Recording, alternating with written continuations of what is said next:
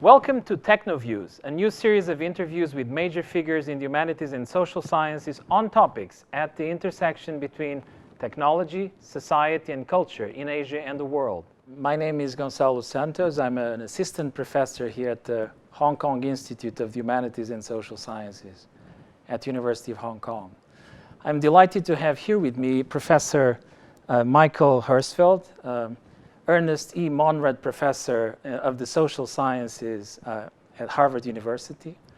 And Michael, I know that you have a long-standing interest in craftsmanship and the transmission of craft knowledge. I mean, one of your first books was based on extensive field work in small artisan workshops in Greece.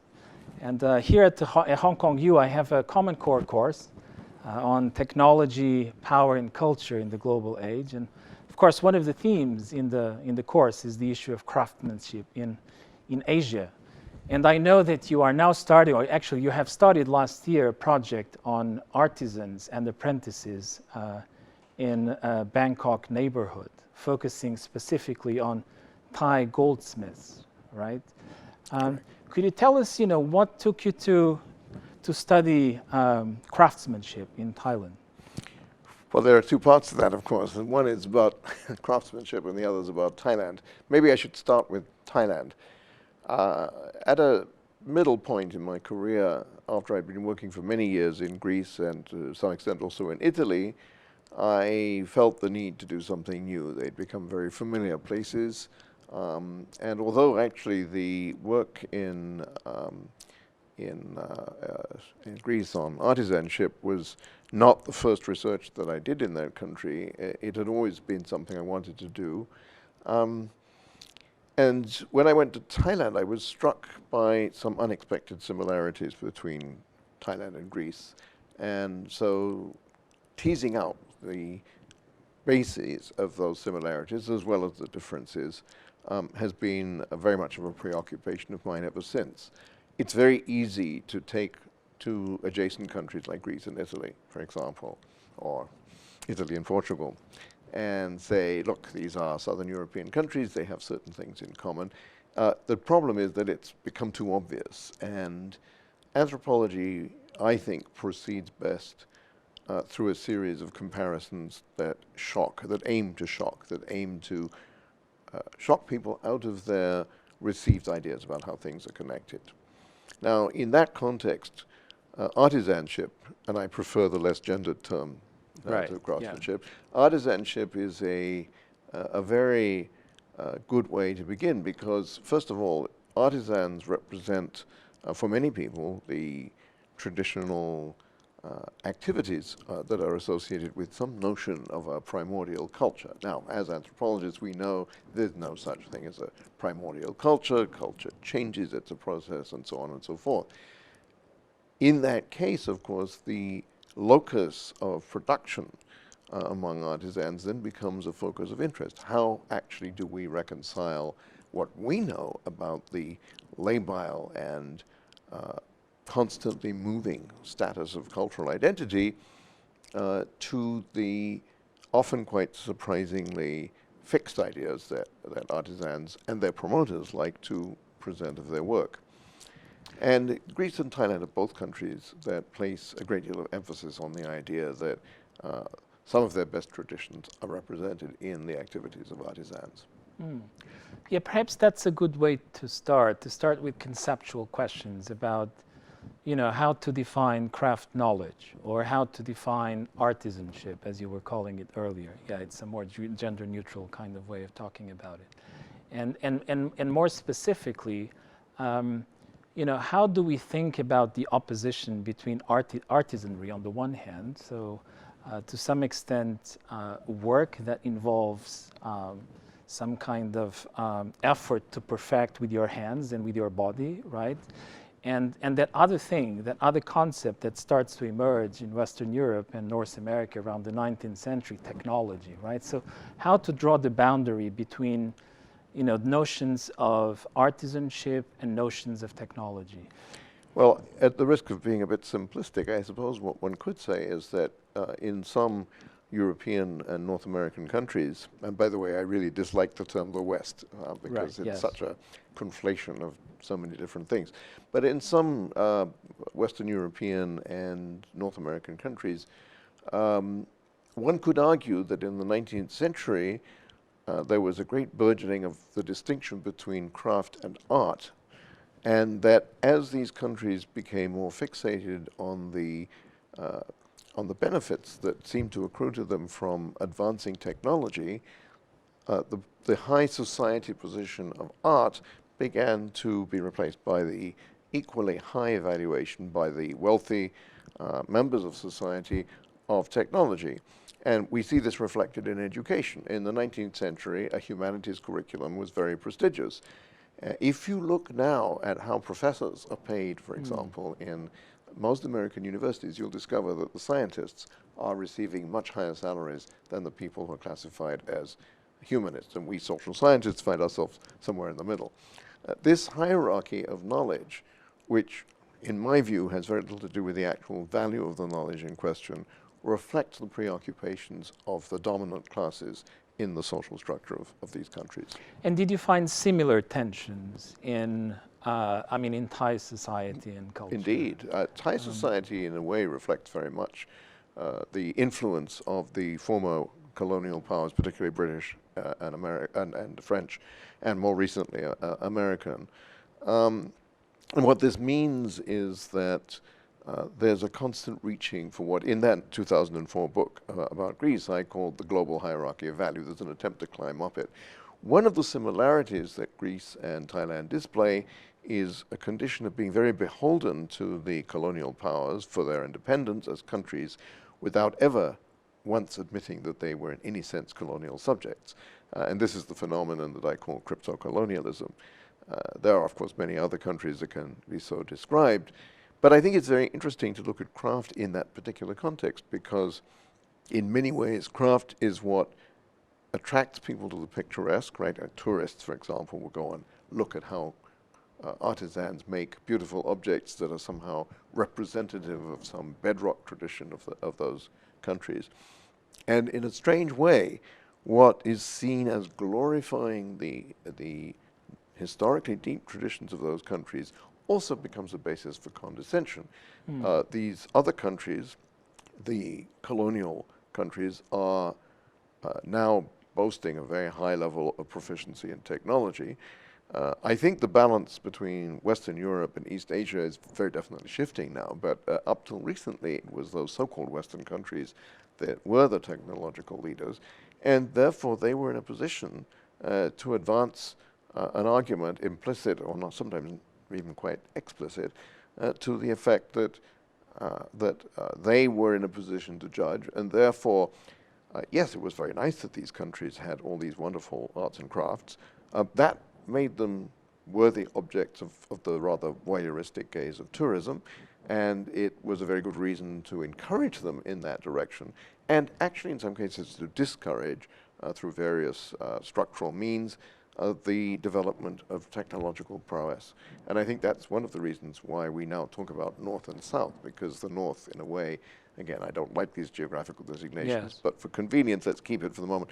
The North was actually trying to make sure that the South would not progress technologically too much, because just as the technologically savvy social classes in those Western countries were now gaining more and more power, and allied, of course, to economic knowledge, so they wanted to project this also globally. And so what you see today is that countries like Greece and Thailand are seen predominantly as places tourists go to. They go to gaze on the exotic other, where the production that is encouraged is indeed a production of so-called traditional crafts.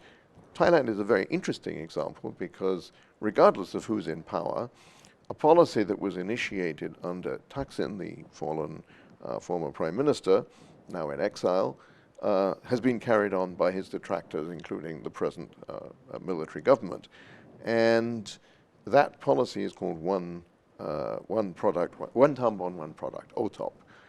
And it's a deliberate attempt to turn the country into a vast factory in which each area, each town, each district is producing a specific product. So people are now... A specific craft? A particular craft product, and that locks people into a mode of production that is actually not that of the traditional artisans at all, but it involves selling these products as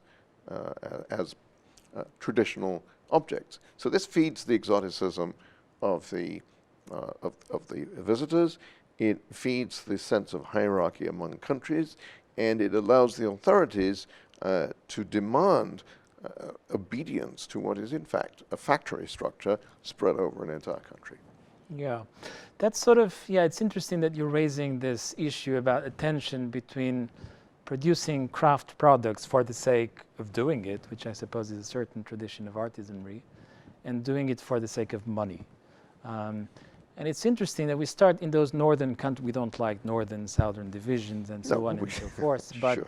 In those northern countries, just at the same time that you started to see a strong association between crafts and certain national traditions, you also to start seeing the emergence of a strong discourse of nostalgia, right, surrounding, artisans, and there is a sense, not just in popular culture, but even, amongst the social sciences, right? There are very strong arguments about talking about de-skilling, how or in which ways industrialization and the growth of monopoly capitalism, with the changes in technology and forces of production that it implies, how does that lead, in some sense, to a process of de-skilling, right? Yes. That ultimately results in the loss of craft knowledge. So I'm thinking about the work of people like Harry Braverman, that it's an American socialist, political economist, who tends to be associated with this kind of position. And I'm kind of wondering, looking at the situation in Thailand and also at your previous experience in Greece, what's your position regarding these theses of de-skilling? I mean, the defenders of the new technology always argue that it will create new jobs and therefore it's not actually creating unemployment. That would be true if the kinds of people who had been trained to do the old kind of jobs could actually that easily be moved into new sorts of skills. In theory, that ought to be possible. Let's not forget that technique, technology, and art in ancient Greek were all based on the root techne. Techne in modern Greek, it's still actually an actively used word, and in modern Greek it still also covers a similarly wide range of ideas. So this categorical distinction among these three areas is not in itself a necessity, but the act of de-skilling is in fact an act of class warfare. I tend to agree with Harry Braverman, and I think that his argument resonates very well with what we see as the production of precarity under neoliberal economic regimes today. Add to those neoliberal economic regimes the concept of audit culture put forward initially by Marilyn Strathern, of course a very distinguished anthropologist from Britain, and we see that increasingly there is now a system driven not even so much anymore by nation-state governments as it is by multinational companies and other kinds of organizations, in which more and more people are made to feel more and more uncertain about the future and therefore more and more dependent on a system that devalues the skills they once had. So I think Braverman had identified a very important part of this process at a very early stage in its development. We now live at a point of real crisis. As you know, in Southern Europe in particular, but also in many other parts of the world, not only are we seeing waves of refugees from other places, we're also seeing increasing precariousness in the livelihoods of virtually everyone, including ourselves as academics. The move from tenured positions to more and more, or higher and higher proportions of contract positions shows you that academics too now are being considered as workers whose product is not only being devalued, they're also being de-skilled in the sense that as students are given in some ways less and less training, we have to develop simpler and simpler ways of working with them ourselves.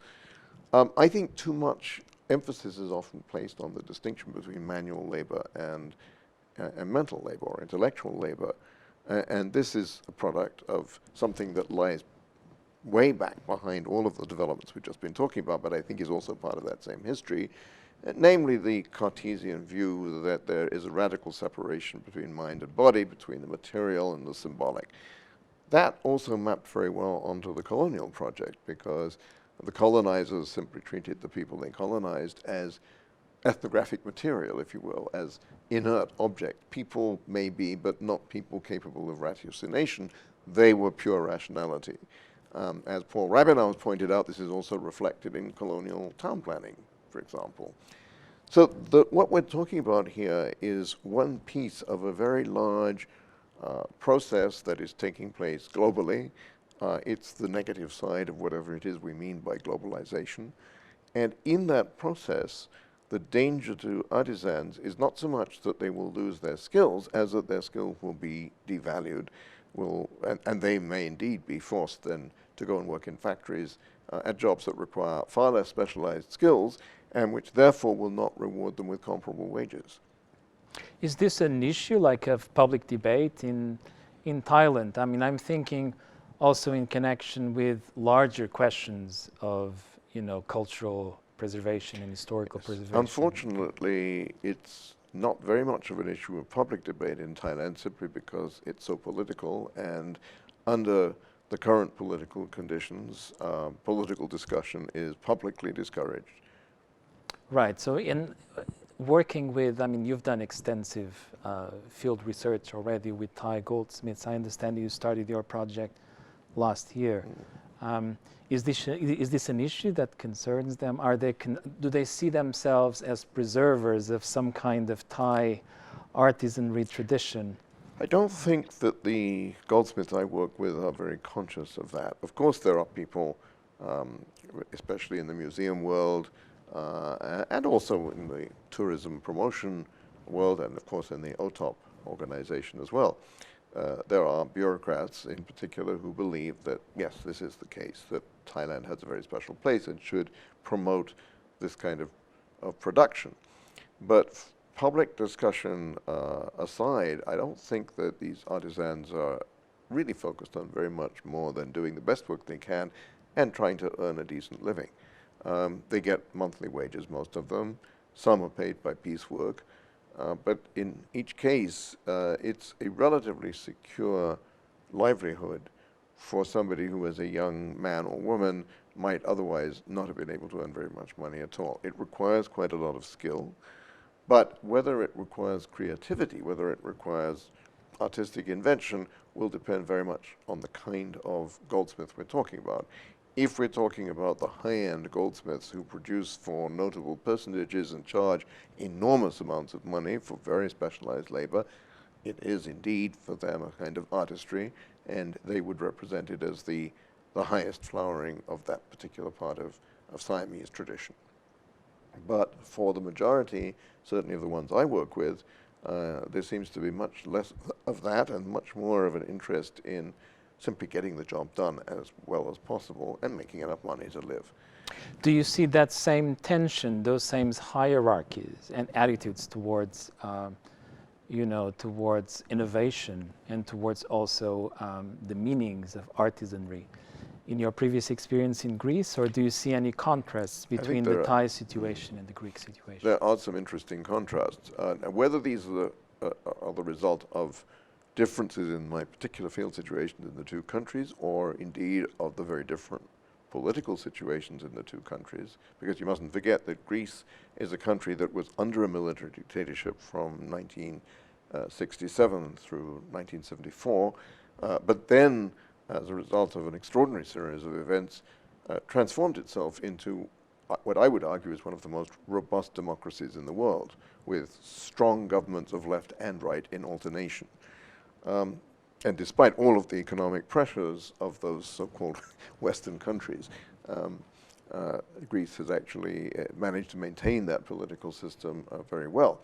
Nevertheless, one of the points I make in that earlier work is that there is a political dimension to what you see in the workshops, because the artisan does not teach the apprentice directly. The artisan basically pushes the apprentice by refusing to teach him, or her, usually him. And the apprentice is constrained to, as they say, steal with his eyes. The one who does it well will be taken on board maybe even as an associate and ultimately as a full partner in the business. Those who fail to be cunning enough drop by the wayside. This produces a certain diamond in the rough personality, if you will, that is then seen as your typical picturesque, exotic artisan. So this looks great because we can represent it as tradition, but on the other hand, the man is so rude, you couldn't let him out in polite society. So that relationship then becomes a small-scale model of the way that the small town of Rethymnos, where I did the work, is seen by people in the larger cities of Crete, the way Crete is seen in Athens, and above all, the way Greece as a country is seen by the more powerful players in the European Union. So there's a strongly political dimension to the work in that you see in microcosm a dynamic that is reproduced at many different levels of that scalar relationship. Whether that's going to turn out to be true of what's happening in Thailand, where ASEAN might well play the same role as the European Union, for all I know, that's something that remains to be seen. I think it's very important that we as anthropologists not try to overpredict what we're going to find. One of the great disagreements that we have with our colleagues in the other social sciences, and here I appeal to my identity as a professor of the social sciences, so I'm supposed to have some sort of competence across the board. Obviously, I know more about our particular discipline than about the others, but I think it's fair to say that there is a significant difference in that we do not start with a hypothesis that we end up then feeling constrained to prove or disprove. What we are interested in is coming up with a deep understanding of how things work.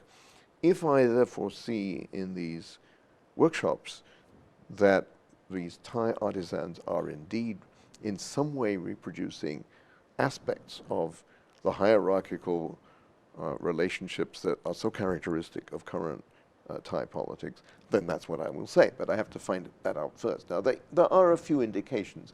For example, in Crete, you have a system of clans, very much like what you see in China. Yeah. People tied to each other by kinship relations in the male line. And almost never does an artisan hire an apprentice, take on an apprentice who is his patrikin. They try to avoid that as much as possible. For the few female artisans there are, it's irrelevant, but for the men it's very important. And they were very surprised when I pointed this out to them, but I could show them numbers, and it was very clear that the vast majority did not have any relationship. And where there was a relationship, it usually turned out to be a final, in other words, by marriage or through the mother. Now, let me say why this is important, because then, I would say, well, okay, so what about the apprentice? And the apprentice would normally be called parayos, which means a foster son. So this was a very different kind of relationship. Your apprentice was going to be somebody you had a rough relationship with, an unfriendly relationship with, until he really proved himself to be tough enough to stand up to everyone in the outside world. The Thais, on the other hand, say, no, we teach our apprentices, and I've seen it happen, so they do. They talk to them. Yes, they expect them to put up with a certain amount of hardship. That's part of their training, but and it is actually, in a bodily sense, a very tough profession. But what was interesting is that they kept referring to themselves as being related to each other, as having a kinship relationship with each other. When I asked more specifically how they were related, they would often say, oh, he is a friend of mine. He was a friend of my father, or he was sent by a friend of my father. So the relationship actually wasn't literally one of kinship, but it was one that demanded trust. Now, the last thing you will find in those Greek workshops is trust, until they actually become partners. Apprentice to master and master to apprentice, that's not a trusting relationship. That's a relationship of open hostility. With the Thais, it's very clear. You cannot be let into one of these workshops unless we can trust you. And when we are willing to trust you, then we know that, for example, we're not supposed to look too closely. We just have to assume that you are not going to be filching little bits of gold or even gold dust, of which there's an enormous amount flying around in these workshops. So I think that there is a potentially big political dimension, but I'm not going to emphasize that unless the research actually produces it. It's beginning to suggest something of that kind, because obviously then when you think about the larger political scene, some of the ambiguities that are inherent in what I've just described might also help to explain and explore the more ambiguous way in which Thai politics operates, very different from the extremely direct, confrontational, and indeed agonistic style of most Greek political encounters. One final question. I mean, I know you have a long history of engaging with engaged anthropology. I mean, you are a very committed and engaged anthropology. You clearly think that anthropology is not just an ivory tower kind of discipline. Not only that, and also it sits uncomfortably with other social sciences. Perhaps it is closer to an art in many ways than it is to a science. But I wonder whether you see, where is the engaged side of you in your research on artisanry? Well, let me first take issue with your saying that it's more of an art than a science. To my mind, a science is a form of knowledge that produces that knowledge in a way that accurately reflects the reality we've encountered. So actually, there's a lot of pseudoscience coming out of many of the social sciences. I mean, when some economists tell you that they're not interested in people, they're only interested in model building, especially when the models fail, you want to ask them, why do they think that they're doing not just social science, but any kind of science at all? And it seems to me that it is much more unscientific to try to come up with a number-crunching solution to a problem that actually is about inchoateness and ambiguity, which are very much parts of social life. And any attempt to deny that is itself thoroughly and fundamentally unscientific. So I would defend a purer notion of science than the popular one in that sense. Now, having said that, engaged anthropology. To my mind, there's a big difference between applied anthropology and engaged anthropology. In applied anthropology, you get a contract from a government or a bank and you go and sort out a problem. And much of that work is very valuable if it helps to alleviate, for example, famine, slavery, who knows. There are certain situations in which the applied anthropologists have been able to do a lot of good. But they are still employees of institutions that do not have any independence, particularly if they're working for governments. Even if they're working for international NGOs, a lot of them, especially the United Nations NGOs, can never actually be more than the aggregate of nation states allows them to be. If you're an academic, you are in an institution that supposedly guarantees you independence of thought and action, as long as you don't violate certain very basic norms. To me, engaged anthropology is anthropology that grows out of your research that possibly allows you to work with and help the community that you've studied, but maybe in other ways also allows you to draw conclusions about the society that might be beneficial.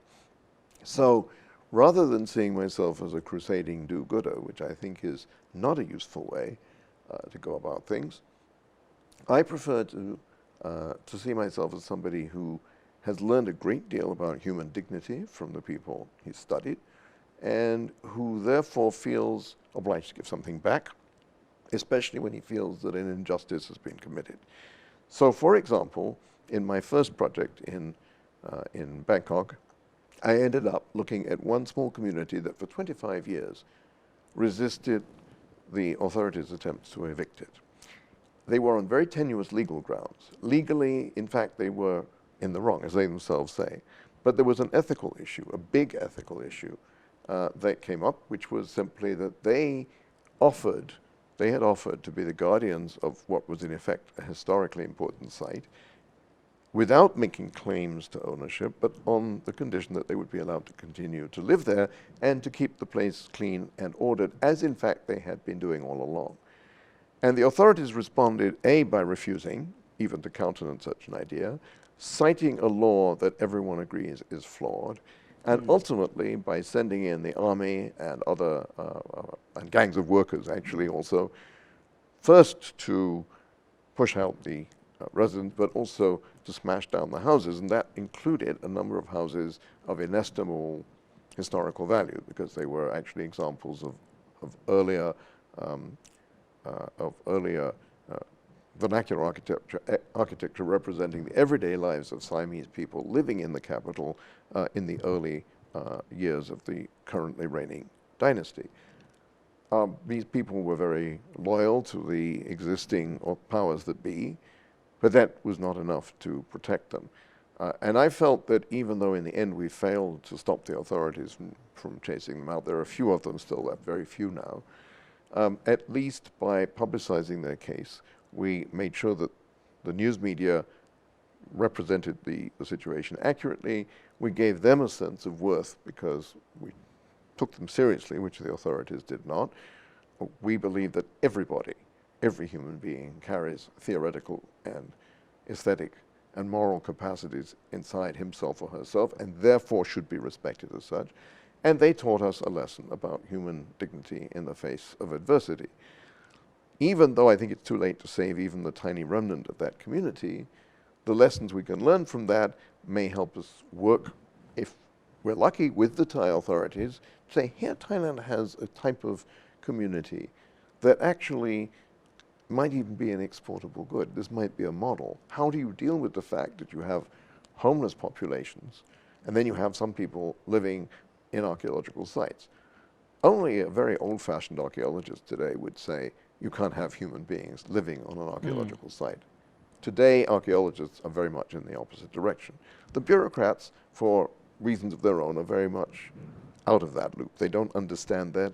I've often said that the way to begin reforming the Bangkok bureaucratic system is to send every Bangkok bureaucrat to live in a slum for 3 months. They would suddenly learn to respect those people. They would see how they cope with adversity. So I'm not trying to advocate for a program of anthropology that would intervene in every situation. That's applied anthropology, and there's a place for that for sure. What I'm trying to advocate for is an anthropology that will educate our fellow human beings at every level, bring back that core of fundamental respect for what it means to be human, and try through that to construct an ethic that is much more respectful, I should say, of cultural, class, religious, and other kinds of difference. In other words, that's respectful of diversity. And this speaks, it seems to me, to one of the fundamental strengths of anthropology. Again, let me put anthropology in the context of the social sciences more generally. Among the social sciences, social and cultural anthropology is, I think, the only one that has undergone 20 or 30 years of lacerating self-criticism, lacerating attacks on its own colonial origins, lacerating deconstructions of fundamental texts, all of which led cynical observers to say anthropology is dying on its feet because it can't take the heat like this. There's no discipline that could. We took the heat. Today we do ethnography that is far better, I think, than what was done before. It's also far more varied in the range of topics that it deals with. Our discussion is proof of that, after all. And it seems to me that at this moment, anthropology also has an answer to those political scientists and economists who are advising governments and leading them or aiding and abetting them in the horrendous mistakes that they're making. Anthropology should have a more prominent role in the world. Now, we've seen that the neoliberal audit culture structures that dominate at the moment won't let anthropology in there. They are frightened of us. They think that we are dangerous because we actually help to make people see how they are being entrapped in this system. I want to think that we really are dangerous in that way. I think we have an incredibly important task. But the hard part is to show people how that springs from our focus on very often very ordinary things. I mean, working with a carpenter or an iron worker or a goldsmith, you come to admire the skill, you come to admire the hard work, but the other thing that you come to see is that the training of the body in these artisanal skills is also part of a system that locks people into certain class positions. And the trick is going to be to say, because we respect those skills, we want to create an environment in which you can exercise them without feeling that to do so, you have to accept the lowest rung of society's many levels of hierarchy. So engaged anthropology, for me, is an anthropology that takes a full part in a discussion of where we're going. Thanks for sharing your thoughts. I mean, that was a great introduction to the craft, I would say, of anthropology. We are artisans. We are artisans of the mind. I think that is true. Thanks for sharing your ideas. And when are you going back to Thailand? I suppose you're going back soon. Well, I soon, hope to go back again at the end of the year. I usually have done long periods of field work, but with these artisans, I don't want to become a nuisance. There's also a question of consideration for them. And it's quite convenient for me to go for short periods. Over time, I get to know them. They appreciate the fact that I'm a friend who comes back but isn't hanging around all the time. And I've just received permission from the Thai authorities to do research on this for another couple of years. And I'm very grateful for that, because it does mean then that I will hopefully be able to develop a kind of intimacy with them that will allow me to understand these larger dynamics. Thank you, Michael. That was the perfect way of closing this interview. Thanks for watching. My name is Gonzalo Santos at the University of Hong Kong. You just watched the first episode of TechnoViews, a new online platform broadcasting interviews with major scholars on topics at the intersection between technology, society, and culture in Asia and the world. See you next time.